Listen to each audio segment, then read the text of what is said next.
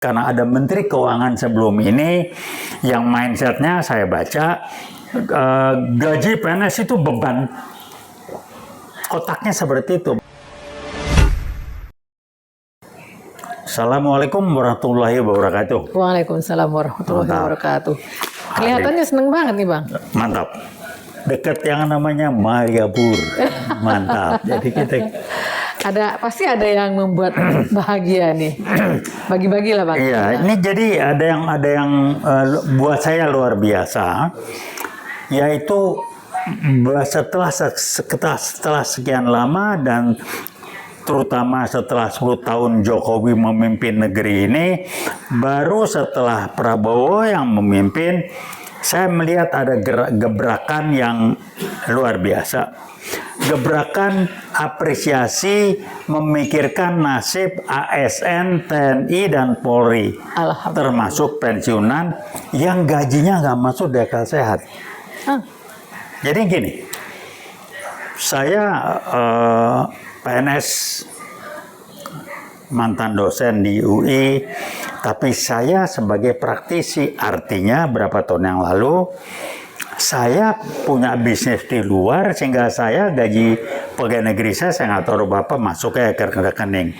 Karena saya mengajar ya ingin memberikan yang terbaik, saya punya bisnis besar segala macam. Begitu saya sudah tidak bisnis lagi, udah lebih tenang segala macam, iseng-iseng saya coba cek. Berapa sih gaji saya sebagai PNS yang selama ini nggak pernah saya perhatikan. Saya kaget. Saya golongan 4 gaji saya itu tidak sampai 5 juta, 4 juta setengah aja nggak sampai. Anda bayangin nggak? Saya kerja 30 tahun pensiun saja, gaji saya nggak sampai 5 juta, masuk di akal sehat nggak? Ini adalah sumber awal dari korupsi pegawai negeri. Bagaimana Anda mau hidup? Kalau saya bilang saya ada kegiatan lain, ada bisnis, tapi orang yang betul-betul yang kerja sebagai pegawai negeri segala macam, hidup dari mana? Ada ini, ada itu, oke, 7-8 juta barangkali. Tapi setelah pensiun dari mana betul? Jadi saya mengatakan ini sumber ketidakadilan dalam mengelola pegawai di Republik ini, termasuk TNI dan Polri. Karena disuruh kerja keras, banyak aturan ini, tetapi kewajiban hak mereka, kewajiban negara atau hak mereka tidak pernah dipikirkan. Baru sekarang Pak Prabowo, saya angkat topi apresiasi, Pak Prabowo mulai berbicara itu, memikirkan itu, dan mulai berbicara bagaimana memperbaiki nasib PNS, TNI, dan Polri, dan para pensiunannya. Jadi ini yang namanya mindset yang kita harus catat, karena ada Menteri Keuangan sebelum ini yang mindsetnya saya baca gaji PNS itu beban. Otaknya seperti itu, maaf saya nggak sebut namanya. Nah, kita Bang. Udahlah, dia gaji PNS beban negara bagaimana? Lu nyuruh orang, gaji itu bukan tanggung jawab, itu hak yang mesti dipikirin. Baru sekarang Prabowo dengan Pak Purbaya ini ngebenahin hal seperti itu. Dan Pak Prabowo sangat peduli sama orang. Dulu kan dianggap Menteri Keuangan dulu bilang apa, gaji itu mindsetnya. Gaji itu beban negara, gaji beban. Jangan punya pegawai negeri lah. Bahkan ada pejabat, saya nggak sebut namanya, waktu rame-rame itu ngomongnya enak. Kalau mau gaji pegawai negeri kecil, yang suruh masuk pegawai negeri siapa? Ini omongan, gue nggak sebut namanya. Atau masih hidup kali orangnya ya. Otak kebo juga, terus terang kasar mesti dikasih. Masa mikir begitu? Jadi kalau PNS TNI Polri gaji kecil ya, kalau Anda nggak mau jangan masuk. Bagaimana sih otaknya ya? Apa itu mendidik supaya menjadi ini Bang, cari tambahan? Iya, jadi memaksa cari tambahan. Saya terus terang, saya ASN pensiun udah 30 tahun lebih. Saya tidak cari tambahan karena memang kegiatan saya sebagai pengajar itu bukan sebagai ilmuwan, bukan sebagai dosen penuh, tapi sebagai praktisi. Jadi saya ada bisnis di luar. Saya nggak perhatiin gaji PNS. Makanya begitu saya cek waktu udah berhenti pensiun, baru saya gaji pegawai negeri, kaget saya. Saya bilang masuk udah kasihan nggak nih menteri yang dulu, menteri keuangan dulu kerjanya apa aja. Dia nggak mikir karena duit dia banyak, tahu saya. Pasti. Jadi nggak pernah mikir ASN. Tapi ada pejabat yang ngomong, ya kalau gitu yang nyuruh jadi PSN siapa pakai ASN. Aduh ini ngaco bener lah. Anda bayangin lah ya, ini hal-hal seperti ini yang masalah mental. Masalah tanggung jawab moral.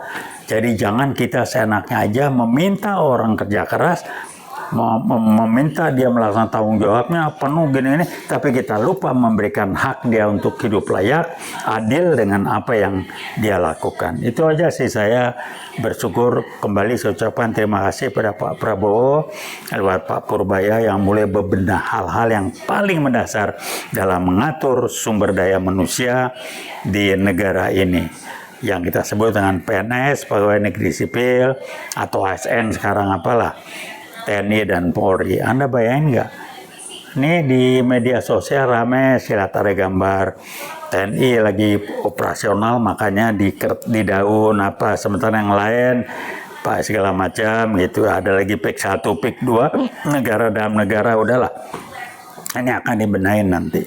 Jadi ini pengantar yang saya perlu sampaikan.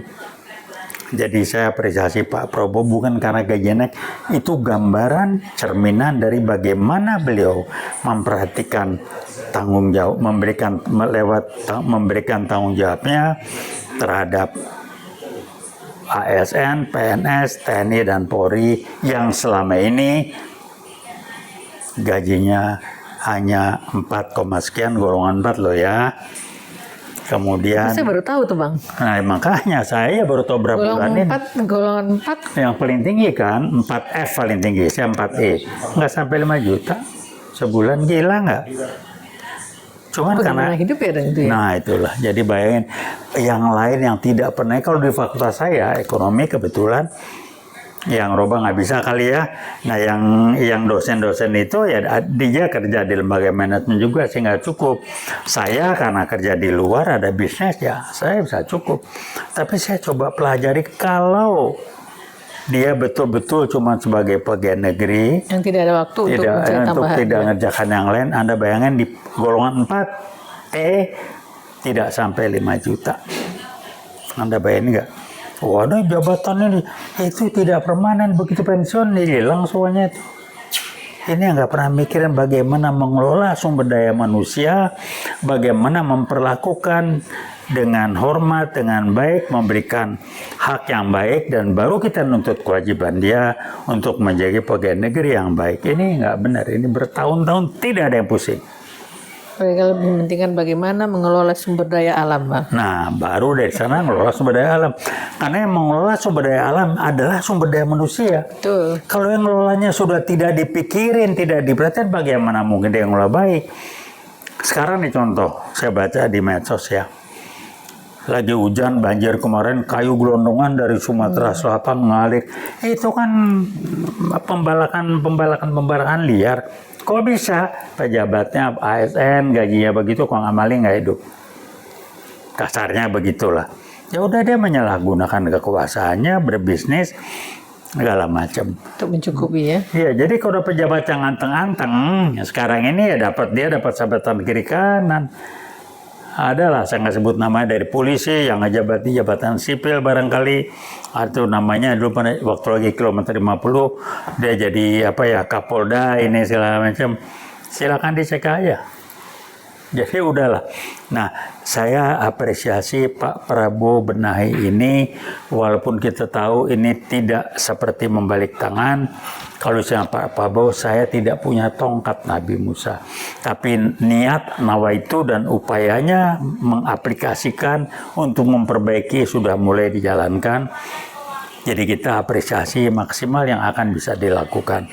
Jadi untuk rekan-rekan ASN, TNI dan Polri, juga para pensiunannya,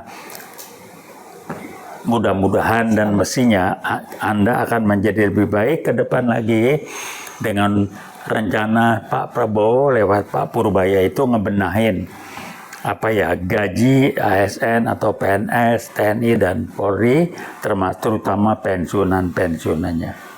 Ini kejadian yang luar biasa. Dan saya melihat pejabat-pejabat yang lain tidak resah karena dia tidak ngalamin itu. Ada gaji PNS kecil tapi ada sumbangan ini, jabatan ini segala macam, bisa puluhan juta mereka terima. Ini yang saya bilang nggak benar, ketidakadilan. Sehingga hukumnya sederhana, jangan menuntut kepada pegawai untuk kerja baik, untuk dia melaksanakan tanggung jawabnya dengan baik, kalau kita tidak mampu memberikan haknya dengan baik. Ini yang kejadian, ada bayar sekian puluh tahun. Kalau ngomong Jokowi 10 tahun udah lupain aja lah. Dia kan PKG baru, mikirin orang apa? Ya, ya betul. Jadi ya udahlah kalau Jokowi. Jadi kembali saya ucapkan penghargaan dan rasa hormat pada Pak Prabowo yang lewat Pak Purbaya tentunya mulai bebenah SDM-nya dulu. Yang menggerakkan, mengelola itu SDM. Kualitas otorisasi dengan berbagai macam ukuran adalah cerminan dari kualitas SDM-nya. Salah satu aspek komponen yang paling penting dalam kualitas SDM, dalam dia melaksanakan tugas peran tanggung jawabnya adalah bagaimana dia memperoleh haknya yang wajar, adil lewat yang namanya gaji dan sebagainya. Itu aja sih. Terima kasih banyak Pak Terima kasih Prabowo. untuk Pak Prabowo Bang. Ya, terima kasih, apresiasi. Saya bukan soal naik gajinya, tapi atensinya ngebenahin yang hal yang paling mendasar. Yang orang seringkali lupa, pejabat-pejabat lupa, Menteri Keuangan dulu boro-boro mikir aja enggak. Karena dirinya udah cukup terima kirikan ratusan juta barangkali, minimal puluhan juta, jadi dia nggak pikir. Bahkan kembali saya ulangi lagi, ada pejabat senior nggak sebut namanya. Ya kalau sibuk kecil ya jangan di PNS, yang nyuruh jadi pegawai negeri siapa? Tuh omongan masukin ke tong sampah aja itu. Bukan nyari Ini solusi. kabar baik untuk ASN dan pegawai negeri ya Bang ya. Iya, Terima kasih. mereka mulai diperhatikan haknya, di proses upaya untuk diberikan haknya dengan baik agar sehingga kalau kita menuntut mereka untuk bekerja dengan baik, kita tidak hanya bisa nyuruh, tapi kita memberikan haknya dengan baik. Itu aja luar biasa. Baik Bang. Ya, ini kita Mudah-mudahan hargai. Pak Prabowo mendengar apa yang kita obrolkan sore ini. Terima kasih. Dan beliau menambah lagi Bang. Iya, Kebahagiaan terima ini kasih. untuk rakyatnya. Dan saya ingatkan rekan-rekan PNS, ASN, TNI, Polri, dan pensiunannya, ucapan Pak Prabowo, saya tidak punya tongkat Nabi Musa. Jadi kalau Anda tidak bisa melihatnya begitu cepat berubah, karena memang butuh proses. Tapi Ya, harap perubahan bersabar sudah gitu terjadi. ya. Ya. Terima kasih. Menunggu waktu. Terima kasih Bang. Selamat sore. Kita tutup dengan Veritas. Veritas Probitas Justitia. Assalamualaikum warahmatullahi wabarakatuh. Waalaikumsalam warahmatullahi wabarakatuh.